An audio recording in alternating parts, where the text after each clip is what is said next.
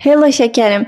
Bugün uzun müddətdir plansız yaşamağıma bir son qoyuruq. O gün bugün. Və bugün eləyəcəyim planlamanı, metodikanı sənin üçün də burada qeyd edəcəm. Sən də özünə və öz işlərinə uyğun bir şəkildə planlaya bilərsən. Eyni zamanda bir neçə texnika bilirəm ki, bunu qatıldığım bir neçə seminardan öyrənmişdim. Bir neçə texnika var ki, işlərini o texnika üzərində bölüşdürəndə çox fərqli bir baxış açısı qazanırsan. Yəni həyata həqiqətən çox başqa bir yerdən baxırsan. Yəni insana görmək istədiyi işlə bağlı o qədər fərqli ki, yəni fikirlər verir ki, yəni sən durub bir düşünürsən ki, mən bunu heç bu cür düşünməmişdim. Yəni o dərəcə həyatını dəyişəcək bir neçə metod bilirəm. Onların hamısı ilə bağlı ayrı-ayrılıqda videolar paylaşacağıma əmin ola bilərsən. Çünki bu kanalda sadəcə və sadəcə öz bildiklərimi, öz təcrübələrimi, öz həyatımda yaxşı və ya pis təcrübəmi sizinlə bölüşmək istəyirəm. İndiyə qədər öyrəndiyim, indiyə qədər seminarlardan, kitablardan, öz şəxsi təcrübələrimdən öyrəndiyim hər şeyi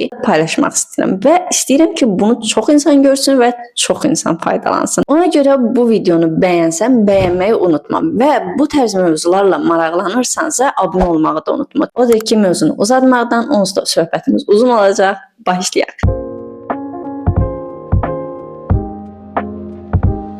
Mənim qurmaq istədiyim plan bir həftəlikdir. Bunu digər həftələrə də istədiyiniz şəkildə uyğunlaşdıra bilərsiniz. Bir neçə bölgü üzərindən gedəcəyik. 2 əsas iş seçə bilərik. Məsələn, əsas işləyəndə nəyi nəzərdə tutun? Tələbəsən, dərslərinə hazırlaşmalısan, yoxsa hardasa işləyirsən, o işini günlük müəyyən bir saatı o işinə mi ayırmalısan? Bu şəkildə bunu bir bölgüyə almalıyıq. Mən evdə əsas iş olaraq birinci UX/UI götürürəm. Çünki hazırda İbo ilə bərabər yığdığımız appdə günlük mən normal bir işə gedirmiş kimi saat vaxt ayırıram. Çünki evdə olanda əslində daha yaxşı olur. Yol gediş-gəliş vaxtın da sənə qalır və bu mənə ekstra bir vaxt qazandırır. Normalda mən günlük 4-6 saat aralığı bir saat ayırıram UX/UI işimə. Daha birdən-birə qaza gəlib 6-7 saat işləyəcəm falan demirik. Normal şəkildə ən ortalama bir saatdan başlayırıq. Məsələn, mən normalda 4-6 saat vaxt ayırırdımsa aralığında, indi UX/UI-yə 4 saat vaxt ayıracağıq gün ərzində. Bu günlük nəzərdə tutulur. Mən amma həftəlik dedim, sadəcə həftənin 5 günü məşğul olacağam UX/UI-la. Çünki həftə sonunu mən ümumiyyətlə UX/UI-la məşğul olmuram. 6-cı günləri sırf ev işlərimə ayırmışam. Bazar günü isə bütün günü evdə belə olsam, bir dənə ev işinə əl vurmuram. Bazar günü sadəcə əyləncə və asudə vaxtımdır. Bazar günü qonaq gəlsə belə sevmirəm. Başa düşürsüz o dərəcə. Yəni bazar günü sırf mənim günümdür. Yəni sadəcə sevdiyim insanlarla zaman keçirməyi sevirəm. Bazar günü sadəcə öz istəklərimə görə vaxt ayırıram. UX/UI-yə 4 saat vaxtımızı qeyd etdik. İndi keçək ikinci əsas işimizə. İkinci əsas işimiz nədir? Məsələn, mənim ikinci əsas işim hal-hazırda YouTube kanalımda. Ay canlarım yerim sizə.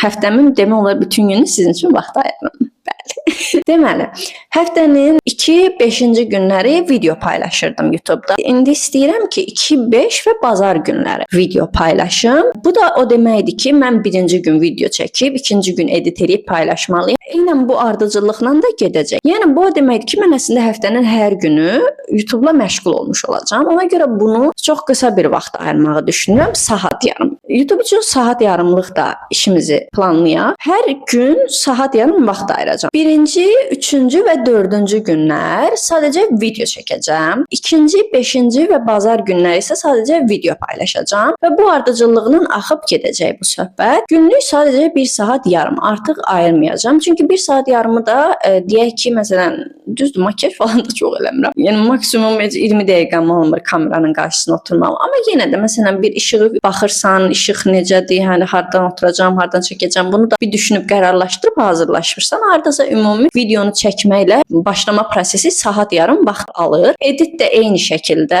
o qədər vaxt alır. Ona görə elə günlük saat yarım mənə kifayət edir. İndi sən də burada sənin ikinci əsas işin nə olacaq, onu seç. Məsələn, hər hansı bir hobinlə məşğul ola bilərsən və ya nə bilim, indi bunu sən bilirsən. Çünki mənim ağlıma şu anda heç bir şey gəlmir. Bunu sən özünə uyğun, ən ideal şəkildə sadəcə sən düzəldə bilərsən. Mənim dediyim ardıcıllıqla sən sadəcə özünə uyğun bir plan yaratmağa çalış. 2 əsas işdən başqa çalışın, iş götürməyin. Çünki əsas iş 2-ni keçəndən sonra artıq yorucu bir hal almağa başlayır. Biz planlı və proqramlı insan olmağa çalışırıq. Özümüzü işlərimizdən iyrəndirməyə çalışmırıq. Keçək növbəti işimizə. Əsas işləri keçdik. keçirik və gün ərzində sadəcə 40 dəqiqə 1 saat ayıra biləcəyimiz xırda işlər keçirik.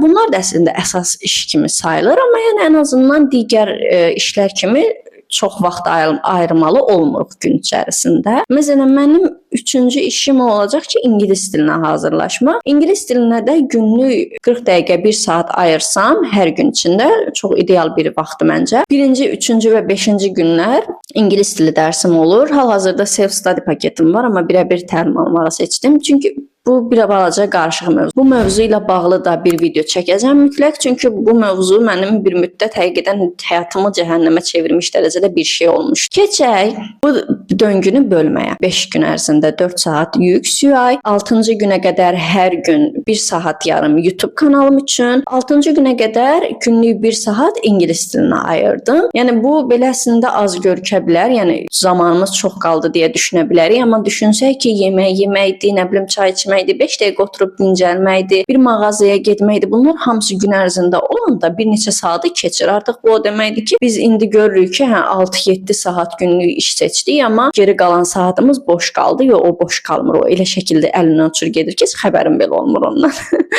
Ona görə bunları nəzərə alaraqdan düzgün planlama eləməliyik ki, artıq özümüzü yorub bezdirmədən həqiqətən işlərimizi axıcı şəkildə tamamlaya bilək. Dediyim kimi sizə deyəcəyim o digər texnikalar, onlar daha da yaxşıdır. Çünki onları mənim çox yaxşıdır. Hətta bir manifest falan var. Manifesti falan unutmayın. Manifest yəni manifest bilirsiniz nədir? Planlı şəkildə bir şeylə məşğul olmaq. Yəni manifestodur, başqa heç nə deyil. Manifest eləmək, yəni stolun altında 12 üzüm yemək yerinə oturun bir 12 addımlıq bir plan yaradın, onun üzərindən gedin. Görün hansı birinci nəticə verəcək. Nəsə bu mövzulara heç girməyim, çünki çox uzanacaq. Deməli, ingilis dilini də əlavə elədiyimi keçirik. Mənim hardasa bir günlük 40 dəqiqə, 1 saat məşğul olmaq istədiyim ikinci bir işim idmandır. Çünki demək olar ki, gördüyünüz kimi hər şey oturaq vəziyyətdədir. Evdə UX/UI oturaq vəziyyət, ingilis dili yenə oturaq vəziyyətdə işləyirsən. Yəni hər şey bir oturaq vəziyyətə bağlandı və mənim gün ərzində bir hərəkət etmək üçün bir şeyə ehtiyacım var. Günlük 40 dəqiqə, 1 saat idman eləməyə vaxt ayırmaq istəyirəm. İlk bir neçə dəqiqəni bir yarım saat falan yoga eləyirəm, ondan sonra fitnessə keçirəm. Yəni bu şəkildə bunu uyğunlaşdıracağam. Qərara gəldiyim o oldu ki, 4 saat UX/UI, 1 saat yarım YouTube, 1 saat idman və 1 saat ingilis dili. İdmanla da hər gün məşğul olmayacağam. Həftədə 3 günə böləcəm idmanı da. Yəni bu da çox məni yormayacaq deyə düşünürəm. Yəni ümumi əsas işlərimin toplusu bunlar oldu. İndi bunlar da siz özünüzə hansına nə qoymaq istəyirsinizsə o düşür qoyun və öz saatınıza uyğun işlər seçin. Çünki mən evdə oluram və məsələn saat 6-da da dursam 1 saat yola vaxt itirmirəm və mənim demək olar ki, sizdən daha çox vaxtım qalır. Ona görə burada tamamilə özünüzə uyğun bir plan çıxartmağa çalışın.